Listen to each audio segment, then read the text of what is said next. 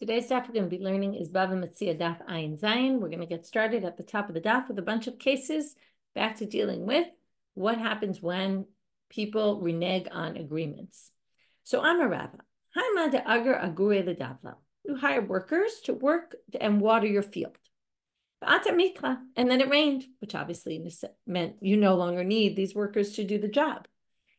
The poalim lose out. Okay, they basically don't end up getting their work for the day. Now that's what you call, right, a risk of the job, right? It's something that you know that if you're there to water the fields and it's going to rain, so you know that it could be they're not going to end up using you.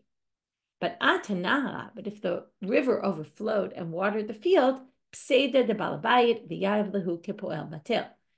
balabayit loses out and has to pay the workers anyway for the work. Now, why is this? So Rashi explains, the poalim einam yod'im minhag sadeh. Poalim aren't familiar with their field. They don't know, is this kind of field that needs watering? Is it a field that doesn't need watering? So because of that, they aren't expected to know. And that's why the owner should have known and maybe should have told them in advance and made a deal or worked things out. But if the owner didn't, then it's a loss for the owner. Rava also said, if you hire someone again to water your field, and then the river overflowed, the river stopped. Now, what river stopped? The river from which they were drawing the water stopped running, the stream, and they had nowhere they couldn't do the work, okay? Their job was to draw water from the river, water the fields with that water, and there is no river. Ilo avid pasik, pseda de poalim. If it's very unlikely that this is going to happen, then the poalim lose out. In other words, if this was an unexpected type thing, we don't make the owner pay them. They didn't do the work. There was nothing they could do. It was kind of like a natural disaster type thing. It's not the owner's fault, the employer's fault. Avid pasik, but if it's common that this happens, then it depends. Ibne mata, if they're residents of the city, these workers, and they know that this typically happens, pseda de poalim. But again, the workers knew going into it that this was a possibility. But labinemat, if they don't live in the city, they had no way to know this, pseda de balabayit. Then it's the balabayit's responsibility because, again, the balabayit knows because the balabayit resides in the city, but the people who he hired had no idea, and therefore we can't make them responsible. Va'amarava. Haiman de agar, okay, we have more teachings of Rava. Haiman de agar agurel avedata. B'shalom avedata bepalga diyoma. What if you hire workers to work for a day? You're going to pay them for a day of work, but they finish their job in half a day. If he has work that's less difficult from the work that he gave them to do originally, so then the employer gives the workers work to do that's less difficult. Or same level of difficulty. Then he commands them, you have to work for me. Bit of a question why it says yadluhu, why it says mafakidlu. Some people have a girsa that it all reads one and the same. It's just one word for both those cases. We're not going to get hung up on that. Dekashamine, but if it's harder work, if I hired you to do a job that was, middle level difficulty, I can't make you do very challenging work. That's not what I hired you to do. Lo mafkidlu, so therefore I can't. And then I have to pay your full salary anyway. I have to take the loss, the fact that you finished it and I hired you for 10 hours and you finished it in 5. I've got to compensate you if I have nothing else that you can do. But why am I paying you full salary? I should pay you just parts, right? I should pay you what we talked about previously, what you would take to sit and do nothing, because in the end, you're not even working. Kika amarava ba'achloshe de ilo avde chalshe. So what they explain is Rava must have been talking about the fact that Rava makes you pay full salary must be because we're talking about the people who work in machosa. Achlasho, Rashi says, they would carry these heavy burdens. And then di'ilo avde chalshe, they have to keep in shape. We all know that. If you don't keep in shape, you get much weaker. So they have to keep in shape. And you're actually causing them a disservice by not providing them with the work. They were, number one, they were willing to work for you. They wanted to get the money. And in addition, they're building up their body strength. And if you don't have work for them to do, then they have no work to do. And then they're not building up their body strength. So you have to compensate for that. So in addition to compensating for them that they're not working, you also have to compensate for them that they're not working. So in other words, number one, you have to compensate them because you didn't give them a full job to do. And number two, you're also compensating them with the fact that they now are going to get weaker because they're not exercising their bodies. So on account of that, you end up having to pay the full salary.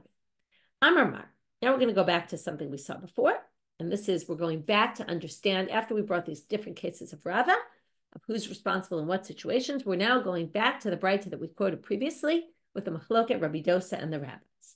So now it says, Shamin lahem et masha asu. So we evaluate how much they've done. Ketzad hayaya shisha dinarim noten lahem sela. This was the rabbis. The rabbis say if the whole job was 8 dinarim, and which is 2 slaying, and then they reneged after half the day, then if there's 6 dinarim's worth of work left to do, if to hire someone to do the other half, you're going to have to pay extra, you still pay them the sela that for the half they did. The rabbis obviously hold that the poel has the upper hand. In other words, even if the poel, the worker, changes his or her mind, reneges on the deal in the middle of the day, still they have the upper hand. Okay, now that is again a unique opinion. It's not something we saw in the Mishnah, even though it is the general opinion of the rabbis here.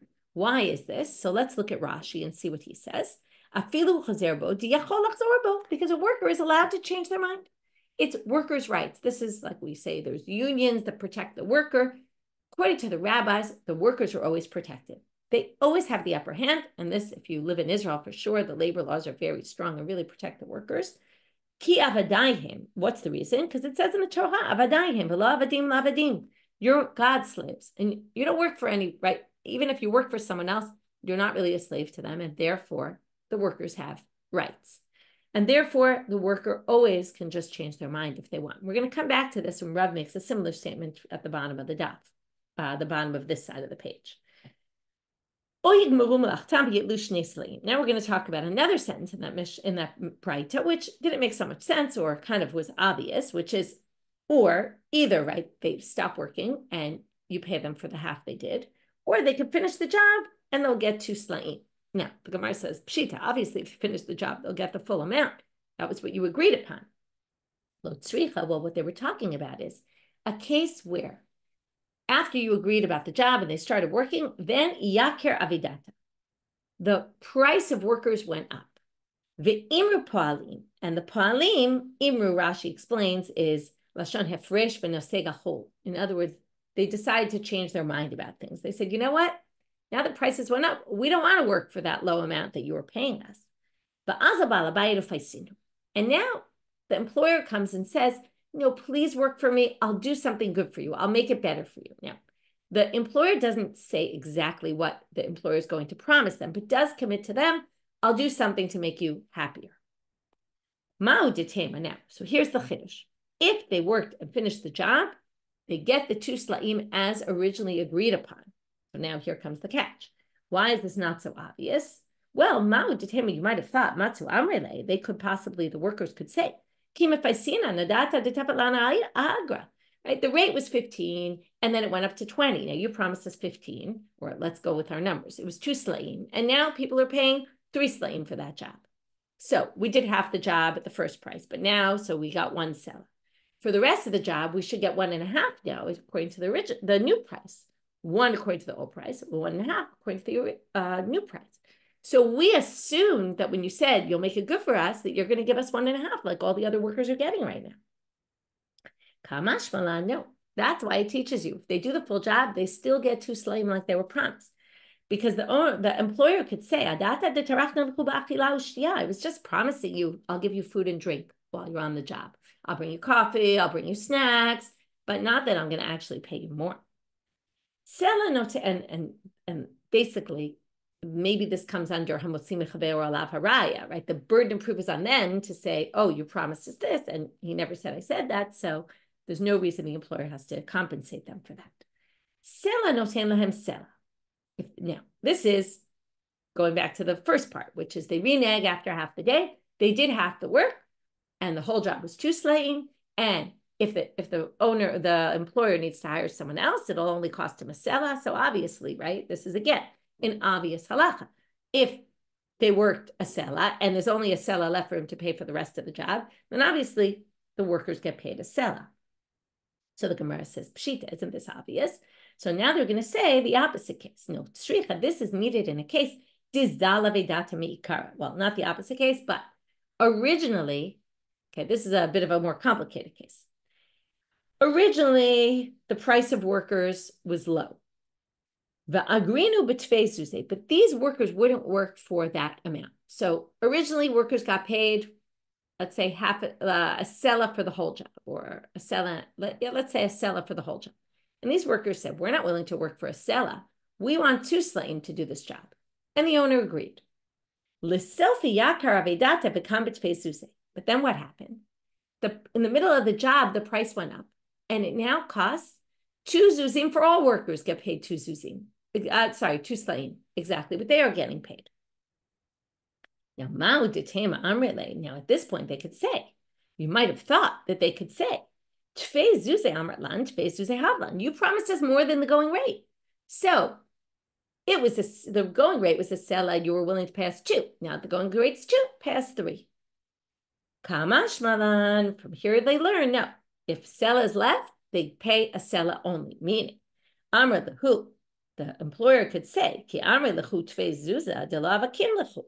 The reason I promised you to give you more zuzim than what was originally promised, than what was the going rate, was because I really wanted you to do the job. So I was willing to pay you more. But I was willing to pay you 2 slaim. Hashta kim lehu. Now you're getting exactly what you agreed to. I never said I'm going to pay you more than the going rate. I said I'm going to pay you 2 slaim. I was willing to pay you 2 slaim. And now that's what you're getting. So I don't have to pay you any more than that. We're going to come back to this kind of logic in the reverse now, in a different case. So far, what we've done is we've explained the rabbi's position. Number one, that the rabbis have this unique position that Yad HaPo'al al Elyon, we're always going to go with the workers. Then we had to understand a bunch of statements that the rabbis had made in terms of details they gave us in these cases, which seemed to us totally obvious. And either it was talking about where the prices went up for workers, or again, it's actually the same thing. In the second case, the price went up, but these workers had actually locked into that high price from beforehand. Now we're going to go to Rabbi Dosa. Rabbi Dosa Omer, Shamim lahem et masha atid layasot, and this matches what we saw in our Mishnah. You evaluate what's still left, right? Our Mishnah had said it is Yad Po'el ala Tachtona, right? Or we said actually whoever is Choser, but right, if the workers are Choser, Yadam ala Tachtona. So, and if the employer then also changes his mind, then also Yado ala Tachtona. So now it says, how does this play out? If there were 60 dinarim left of work, then he actually deducts the amount that the employer now needs to pay new workers to finish the job, deducts that from the worker's salary. Because what is Rabbi Dosa hold exactly is our Mishnah. The worker is on, right, in other words, again, if the worker reneges, then it's not Yado al Elyon, he doesn't get the upper hand. We don't view always the worker is right. No, the worker is wrong here, and therefore we're going to have the worker compensate for the loss that the worker is causing to the employer. Again, we're going to go back to this line and say, why are you telling us this? Obviously, if they decide, oh, you know what, we will come back to work, of course, they're going to get their full salary. So why is it telling you this? Pshita, isn't it obvious? Well, lo tzricha dizal avedata v'imar balabayit. Now, when we read this case originally, we said this is a case where the workers changed their mind. But now we're going to say no. What happened was the price of workers went down and the owner, the employer, changed his or her mind and said, and here it's going to be the reverse of the previous case, which is now the workers come and say, no, please, we want to work for you. Please, please, please. Okay, even though you can find workers for cheap, please, we'll do something. They don't say what, but we'll do something for you.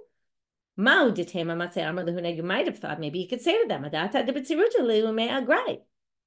I assumed that what you meant, you're going to do something for me, means you're going to let me pay you at the low price. No, comes to teach you, the workers can say to the employer, Oh no, what we meant was we'll just do an extra good job. Now that you're paying us more than the going rate, we'll really work extra well. We'll give you more quality work. We didn't say we're going to get paid less. Of course, we're not willing to do that. And that's what Rabbi Dosa says. In fact, if they finish the job, they do get the full 2 sla'im. Sela notelem sela. Now, if they did half and half is left, and all it will cost to pay the workers to do half is another sela, then again, they get paid a sela. Now, again, this is obvious because if Rabbi Dosa's whole thing is they're going to have to compensate if there's a loss to the owner, in this case, there is no loss to the owner just pays the exact amount to somebody else. Pshita, isn't this obvious? Well, Amar Rav Huna Bereder Rav Natan, lo tzricha de'ozuli inu gabe zuze mi'ikara. Ulesof zal avidata. This is the flip of the other case. The workers originally said, we'll work for you for less than the going rate. And what happened was, right, that's ozilu inu gabe zuze mi'ikara. They said, we'll take less money than the going rate. So if the going rate is 3 sla'im, we'll take only 2 for this job. Ulesof zal avedata. And then everybody's work, the going rate dropped from 3 to 2 for this particular job.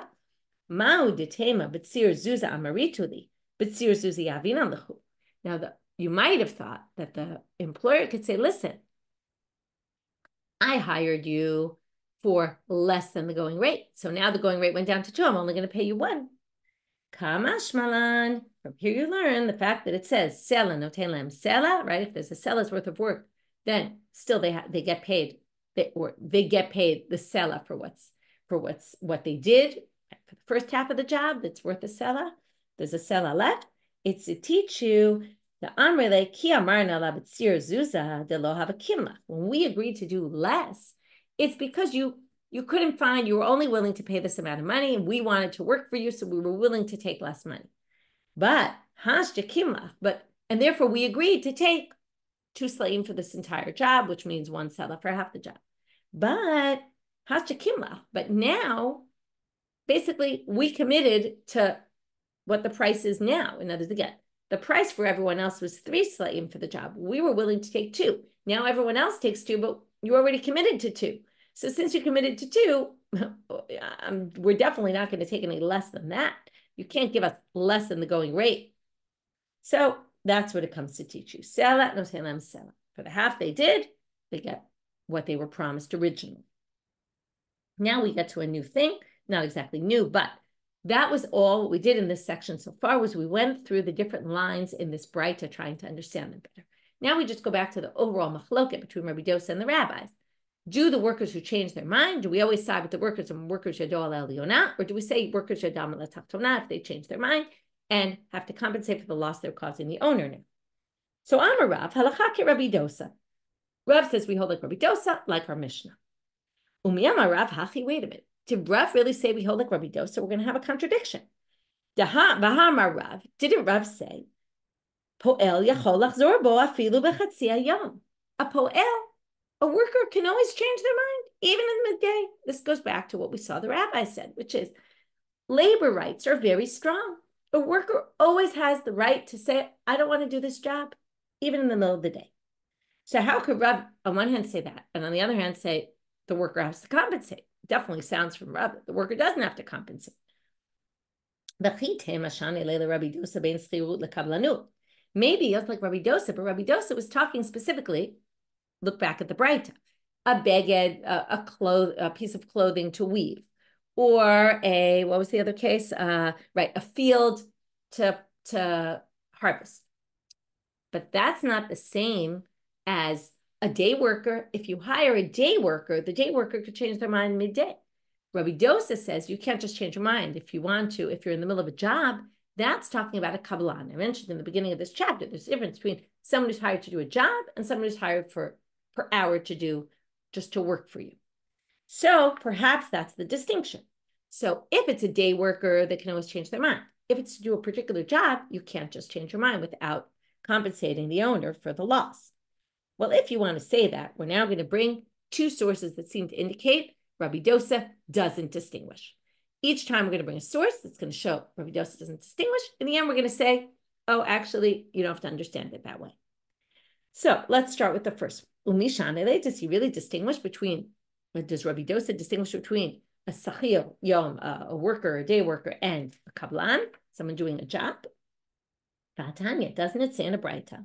Hasocher tapoel, you hired a worker. In the middle of the day, his father dies, okay? Or she gets sick, okay? So something happens to the worker. Obviously, we're going to call this onus, unexpected. You weren't expecting your father to die. You weren't expecting to get a fever. In sachir, if this worker is a day worker, noten lo scharo. So basically, the employer has to compensate the worker for whatever work was done that day, and then sends the worker home. In kablanu, alternatively, or not even alternatively, in the same kind of vein, if it was a worker doing a particular job, well, noten lo kablanu tel. So again, the worker gets paid for whatever part of the job they did. So now the question is money. Now, clearly this source doesn't distinguish between kablan and sachir, same law. Now, it's a case of onus, but the assumption is in the case of onus, it would be like this. In the case where it wasn't onus, they would have to, make up the loss. So now, ilema rabbanan, and that's what we're going to say right now. Who does this source go according to? We want to prove that Rabbi Dosa doesn't distinguish. So what we have to first prove is to prove that Rabbi Dosa doesn't distinguish, which is our difficulty that we raised on the Gemara that tried to set up a distinction. Well, if we can say that this is Rabbi Dosa, that's going to raise our problem. So first we have to eliminate the possibility that this is according to the rabbis. Ilema rabbanan, well, it shouldn't matter if you get sick or some relative dies. Da'anis, right? That it's onus, it's against your, it's totally unexpected, not your fault. Shouldn't make a difference because ki lo anis nami. What do the rabbis say? Even if it wasn't an unexpected, but you just decide not to work. What do the rabbis say? Ha'amru rabbanan. Yab po'al ala elona. The worker can always decide to do that. So you wouldn't even need to bring a case of onus. So this can't be the rabbis, because this sounds like only in a case of onus. And alav Rabbi Dosa, so it must be Rabbi Dosa, ushma mina, and then, right, what do you see? Rabbi Dosa says, if it's onus, we don't make the poel pay. The loss the worker is causing to the employer. If it's onus, right, if it isn't onus, then you have to compensate. And what do you see here? That shma mina lo shane le Rabbi Dosa, ben schirut lekablanut. And the sachir and the kablan are both treated one and the same. So that seems to raise a problem with our possible answer we had to the contradiction between the fact that Rav paskins like Rabbi Dosa, and Rav also says that a worker can change his or her mind in the middle of the day, which seems to go against Rabbi Dosa. So if you want to say Rav was talking about a worker, and when Rav paskins like Rabbi Dosa was talking about only a kablan or an uman, which are one and the same, right? Someone hired to do a job, that would be different. Amal Rav Nachman bar Yitzchak. Here's our answer. B'davar ha'avud u'b'divrei hakol. V'divrei hakol. You don't have to assume this source is Rabbi Dosa. You could say that this source, this braita we quoted, which didn't distinguish between kablan and sachir, is actually talking about where there's a loss. And there, where there's a loss, meaning you won't be able to make up that loss. It's a loss that can't be recovered, like they were bringing something for a wedding, and now you won't have it at the wedding. And it's going to cause, you're going to have to spend tons of money to get it done in time for the wedding. So that's a davar ha'avid. And in that, the rabbis would agree that only if it's onus, you're not responsible. But if it's not onus, you're going to be responsible. And then we could say this goes according to everybody, and it's not necessarily Rabbi Dosa. It could be just the rabbi. Okay, second attempt to show that Rabbi Dosa, to knock out our answer, that we could distinguish between sachir and kablan, because look, another source that seems to indicate Rabbi Dosa doesn't distinguish. Tanan, kol mishaneh yado ala tachtona. Remember, our Mishnah said anyone who changes a job that they were given to do, they have the underhand. V'chol hachozer bo yado ala tachtona. And likewise, someone who changes from what they agreed upon in a business, right, in a worker-employer relationship, again, yado ala tachtona. And they have the underhand. Bishlama kol mishaneh yado ala tachtona. Okay, now. Why did the Mishnah have to tell us this? Now, kol mishaneh yado ala tachtona is coming for a particular reason. It's not just that they're repeating something that was said in a different Mishnah, which really doesn't belong here. Well, it's coming for a particular reason. Destam lantana ke Rabbi Yehuda. You might remember that Mishnah there. There was a big debate between Rabbi Yehuda and Rabbi Meir. Rabbi Yehuda said, as we mentioned before, that kol mishaneh yado ala tachtona. If you spent, if the person who dyed the wool the wrong color, I asked them to dye the wool red, they dyed it black. If the dyer spent more money than it went up in value, then I just have to return the amount it went up in value. If it was the reverse, I just have to pay the expenses. But in the end, I get back my dyed wool. And I just have to compensate for the little bit that they spent or that they increased the value. Rabbi Meir had said, no, if you change what someone did, it's like you're a thief. And if you're a thief, you acquire the item and you have to return to me the value of the wool and be done with it. You just return me the value of the wool. I don't get my wool back. So now why did this Mishnah just say one opinion here? Because there's a concept that when there's a Mishnah, there's a machloket, a debate, and then there's a stam Mishnah, which doesn't show the debate. It's a way of showing that we hold like the opinion that appears without a name. So this is Rabbi Yehuda's opinion that appears without a name, and it appears after the Mishnah Bava Kama, and this assumes that all of Masechet, which we know already, we've discussed, Masechet, Bava Kama, Bava Metzia, Bava Batra were all one Masechet, because this principle usually holds within a Masechet. If there's a machloket, and then it appears stam without a name, without an attribution, without a machloket, that's the way we passed it. And that's why it had to have this line, Kol Mashane Yado Ala Tachtona. Okay, this isn't connected to us yet. But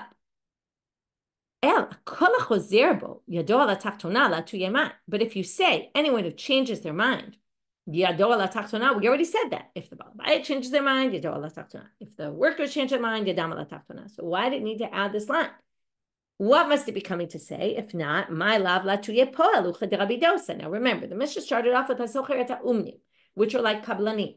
So maybe it repeated it to say, and by the way, this is true. That line, kol chazer bo yado la tachtona, is coming to say, oh, by the way, whatever we said about the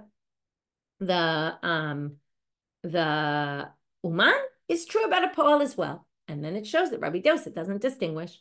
And now we're back to our question. Well, here are two answers. You could say, Ela Rabbi Dosa, tarte kamar, v'Rav savar lekavate b'chadu, paligale b'chada. The fact that Rav holds like Rabbi Dosa, well, Rabbi Dosa said two things. In a case of a poel and in a case of a kablan, those are two different things. The yad poel ala tachtona, right? The worker has to compensate. When Rav said a day worker can change their mind if they want any time without having to compensate, well, that's because Rabbi Dosa said it in both cases, which would be kol hachozer bo yado ala tachtona, would be coming to say, and even a worker. And Rav just didn't hold by that element. In other words, Rav said, I hold by you regarding someone who was hired to do a job, a task, but I don't hold by you by a day worker. And then you could say it like that. When he said Allah Rabbi Dosa, it meant in the Uman. And then we still explain the Mishnah the way we explained it. It's coming to add, according to Rabbi Dosa, right? Well, remember, Rabbi Dosa doesn't appear in our Mishnah, but clearly it's Rabbi Dosa's opinion in our Mishnah, because when we see the braita, we saw Rabbi Dosa is the one who says the opinion in our Mishnah. And then that line is coming to say also Poel. Just Rav doesn't hold that way, that extra part. Or Ibait Ema, who's to say Kol Chazer Bo Yado Ala Tachtona, is coming specifically to say also Poel. Could be coming for something else. And in fact, we have a braita that learns something else from there. And this is going to be, this whole braita we're going to read and analyze, and that's going to take us till the end of today's stuff. We're going to get kind of off topic. Ibait Ema Kol Chazer Bo Yado Ala Tachtona L'Chaditanya. It's needed for the following braita. Kol Chazer Bo Ketzad. What would it be? Someone who's Chazer Bo the Yado Ala Tachtona. How would this be? You sold a field for 1,000 zuzim. Okay, this is coming for a different situation, not an employer-employee relationship, but a sale. And it's coming to say, I sold you a field for 1,000 zuz. You gave me 200 of the zuzim. If I decide to renege on the deal now, before you give me the other 800 zuz, so you have the upper hand. What does that mean? You could either say, give me my 200 back. Oh, or you can demand 200's worth of land because you already gave me the money for that. From where do you take it from? You get to choose it from the best of my land. You get to choose 200 zuz worth of the best of my land. We're going to go back and try to understand all these parts of the braita and why this is, and there's some things that are a bit strange about it. If the buyer decides, I don't want to give you the other 800 zuz and I'm not going to buy the rest of this, then or maybe also wants to renege on the whole deal. So the seller has the upper hand. Ratza omer lo helach ma'otecha. If he wants or she wants, the seller can say, here's your money back. Okay, fine. You don't want to pay me the other 800. I'm giving you your 200 back, and I keep all the land. If I want, if I want to keep the money, I could say, here's 200 zuz worth of land. Take it. You have to, because you already gave me the money. And when I give you that land, I give it to you from the worst of my land. I could choose the worst piece of land and give that to you. So now we're going to get to later why the ed, why the ziburi. We're going to have some questions on this. Rashba Gomel, here's a different opinion. Milamdim, or a different element or point he's pointing out here. We want to avoid this kind of situation from happening. So so we teach them, in other words, we teach them to do the following thing to prevent people from reneging on deals. What is that? Ketzad kotevlo. We make them right at the beginning, or we tell them this is a good way to do it so that the other side won't back out. Ani ploni ben ploni macharti sadeh ploni leploni be'elef zuz. I, Michelle, the daughter of blah blah, right? The daughter of Reuven. I sold my field to so-and-so for 1,000 zuz, v'natali mehem 200 zuz, and the woman I sold it to gave it to me for 200 zuz, v'areini noshebo 800 zuz, and now they owe me 800 zuz. This woman owes me 800 zuz. Kana u'machzir lo et hashar afilu la'achar kama shanim.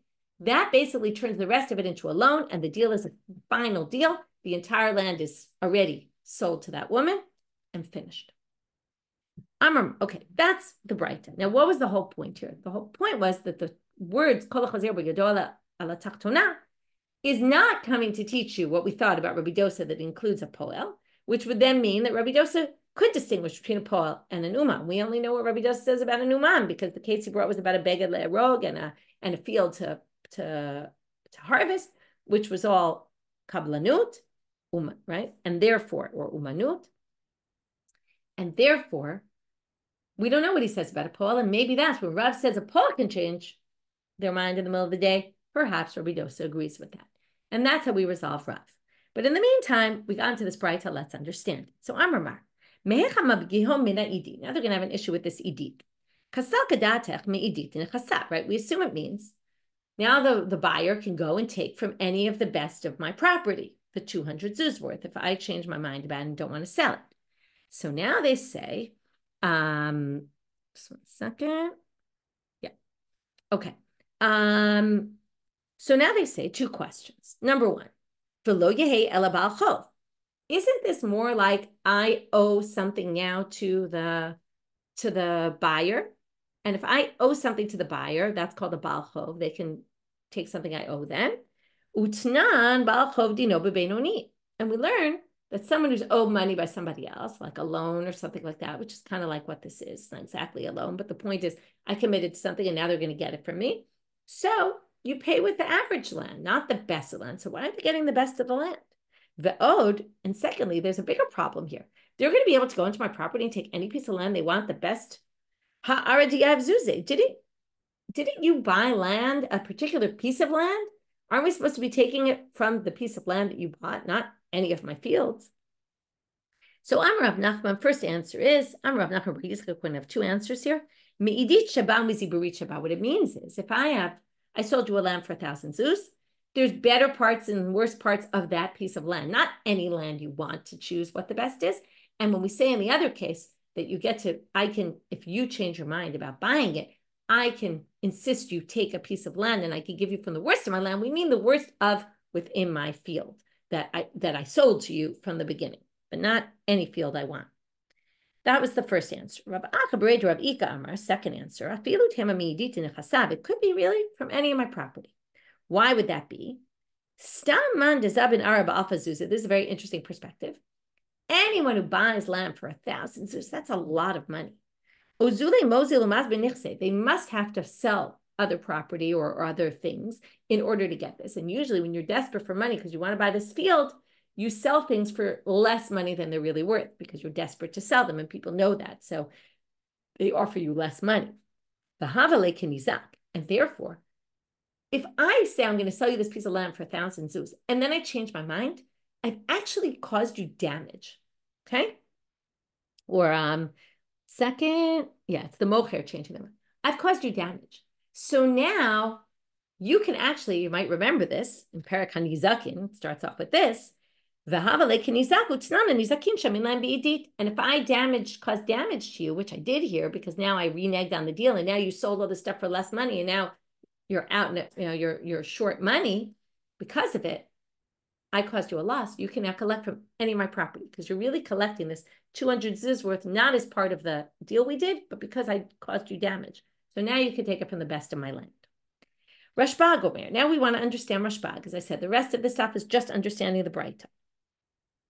Melamdim otan shelo yachzeru. Ketzad. Kotev ani ploni ben ploni. Okay, this is the way we get people to make sure other people don't renege. We recommend they do this. Tama de katav lahachi. Now, it seems like the reason is because you wrote this. And if you didn't write it, halo katav lahachi lo kani, you wouldn't acquire it. Okay? In other words, the deal is, what are you doing in this document? You say, you pay me only 200 zuz, but I'm selling you the entire field right now. And now it's just a loan of 800. But if we didn't write that, it wouldn't be a loan. You would still owe me the rest as part of the deal, and the land wouldn't be yours yet. Really? Pahatanya, doesn't it say in a braita? Hanotin eravon lechavero. If we're doing a deal, a business deal, and in order to ensure that the business deal, I want to promise you, or you want to promise me that you're actually going to buy it, you give me an eravon. Okay? You give me something to commit. Say, I'm serious about this. And you say, if I change my mind and I renege, you can keep my eravon. It's like a deposit that's not returnable. And the other one says, if I change my mind and I decide not to sell it to you, not only will I return your eravon, but I will double it. Okay, I'll give you back that, and I'll take money out of pocket and give it to you. Now, this sounds a lot like a smachta, like we've seen before, and we're going to get to that. Nitkaimu atanaim divrei Rabbi Yossi. Rabbi Yossi says this is valid. You have to keep what you said. Because remember, Rabbi Yossi l'ta'amed, amar asmachta kanya. Rabbi Yossi says asmachta works. So perfect, this works. Rabbi Yehuda omer, no, this doesn't work. But since you did say something, you must have meant dayoshi kne keneged ervono. That means that the part of the eravon you can't change your mind about. So if the eravon is worth 200 zuz and the land was worth 1,000, so again, like before, the eravon is kept by the buyer and the buyer has to provide the land, right? So we're going to basically say that part of the deal you're locked into. You can't renege on that part of the deal. So if the buyer doesn't want to give the money, so he keeps the eravon, 200 zuz. Amar Rabban Shimon ben Gamliel, and here comes the key part. This is going to contradict Rabban Shimon ben Gamliel by us. This is only if you say this eravon will affect a kinyan, an acquisition. Then Rabbi Yehuda says it's true. But if I sold you a field for 1,000 zuz and you paid me 500 without making any stipulation, Hana, you actually acquire the field. And you just have to pay the other 500 even over the course of years. But basically, the field's acquired to you as soon as you pay half the amount, or any really bit of the amount. The point is, the rest gets moved into a loan automatically, not that you have to write it. So this contradicts what Rashbag said. So now they're going to answer, lo kashya, had ka'ayel v'nafik azuze, had lo ka'ayel v'nafik azuze. This is going to depend, and just like a smachta depends on what did you really mean. We try to get into your head. What did you mean? How can we tell from what you said? Did you mean it? Did you not mean it? Here also, we're going to say it depends on your actions. If you look very anxious and you need the money, give me the money. I need the money. Why haven't you given the money? I show that I'm very anxious. That seems like I don't really want to give it to you until you give me the money because I don't trust you and I'm not willing to part with it until you give me the money, which means that unless you write this deal, it's not going to be acquired to you until you give me the money. That's denafik ba'azil, right? That I'm constantly going back and forth. I have a nafik. I'm going in and out to get the money. But if low, right? If I'm not looking stressed about the money, then automatically we assume that I'm willing to give it to you anyway, even though you haven't paid me in full, and the rest I will view as a loan. Da'amar Rava, and how do we know this? Because Rava says, this answer can be supported by what Rava says. Someone who sold something to a friend, and the person keeps waiting for the money to come, we assume there's no acquisition yet. But if they're not stressed about the money, then it's a good act of acquiring, even though the person hasn't paid the money yet. Ve'amar Rava, and Rava further says, if you lent, if you borrowed, this is a different issue entirely. If you borrowed 100 zuz from someone, upare zuze, and you give them one zuz at a time. Okay, one day you give them one zuz, give them another zuz, a little bit annoying. Well, Peraon have it. This works. Eladile taromikabe. The Mava can complain about it a little. What's the problem? And this, I don't know if you're familiar with this, but I think it's a pretty common thing. You caused me to lose that $100 you gave me, because if every time you give me $1 back, I'll just spend that dollar the next time I'm in the store. Like, it's little money. I don't really take it so seriously. If you give me all $100 at once, I'll stick it right into my savings account. I'm not going to put $1 into my savings account each time. So that money is going to end up getting lost. But in the end, you gave me back the money. So I can't have more than a complaint, but I can't complain because it's just not really fair. Now we have someone who sold wine to a friend. And he left over. This is similar to the case where we talked about before. You didn't pay the whole thing. But in this case, he left over only one zuz. Okay. He gave him 99 out of 100. Or we don't know how much, but he left over just one zuz. And that person, though, was worked up about getting the zuz. The person who sold the wine said, give me that zuz. Where is it? So Yatav Ravashi become ayin ba. Ravashi tried to think about this. Ki agav namai, kane or lo kane. Do we assume, because you paid the whole thing, just not one zuz, so do you think that I'm okay with that and I basically give it to you, I just expect to get that zuz back? Or the fact that I'm obsessing over getting back that one zuz shows that maybe I really am not willing to give it to you yet. So Amalei Rav Mordechai the Ravashi, Hacha Amar Avimi meHagroni Mishmei Rava. This is what Avimi said in the name of Rava. Zuza kezuze dami. One zuz is like many zuzim, below kane, and this is not considered acquired. Amalei Ravacha Braita Rav Yosef le Ravashi. V'hamina Mishmei Rava kane. But wait, they say in the name of Rava it is kone. It is acquired. Amalei to targem shmatech b'mocher sadeh mipnei ra'ata. You can say that when Rava said it's acquired, must be a field that it was a bad field, and clearly the person wanted to get rid of it. They were still obsessed over getting the last zuz, but it was obviously something they wanted to get rid of, and therefore you can assume it was acquired. But if it wasn't bad land, then it's not acquired until the person stops begging you for that one zuz back. Okay, so there we saw that the concept we talked about applies even if it's just a little bit left over. Okay, so let's do a quick review of our daf.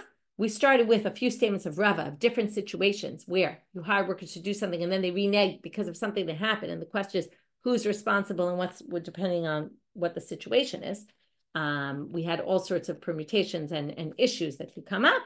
Then we talked about we went back to that braita of Rabbi Dosa and the rabbis, and we went through all the different lines. What are they really? Right? Number one, what's the basis of Rabbi Dosa and the rabbis' approach, and how we have this totally different approach to, is the worker always right? And because of avadayim below avadim lavadim, or do we say, no, the employer, right, or whoever changes their mind really is in the wrong? And then we had a bunch of lines we had to explain that seemed totally unnecessary, and they were coming for cases where there was price fluctuation in all different kinds of directions and other things that we saw there. Then we had this contradiction of Rav, who holds like Rabbi Dosa, but also says that a worker can change their mind midday. So how did we work that out? We suggested could be that Rabbi Dosa distinguishes between a day worker and someone hired for a job. Although we seem to say there were two sources that seemed to say maybe not, but then we said maybe yes. We left it as, there were some possible solutions to this. Maybe Rav actually didn't even hold like Rabbi Dosa and completely, partially, not fully, or maybe Rabbi Dosa really did distinguish. Then we, as answering one of the difficulties against this answer, we then got into, well, maybe Kol HaChozer Bo Yado Ala Tachtona is coming to teach something else entirely. And that was this whole braita that we read. And then once we read that braita, we then had to, which was really about a sale, not about worker relationships. And then we got into trying to understand the different sections of that braita. And with that, we finish for today. Wishing everybody a great day.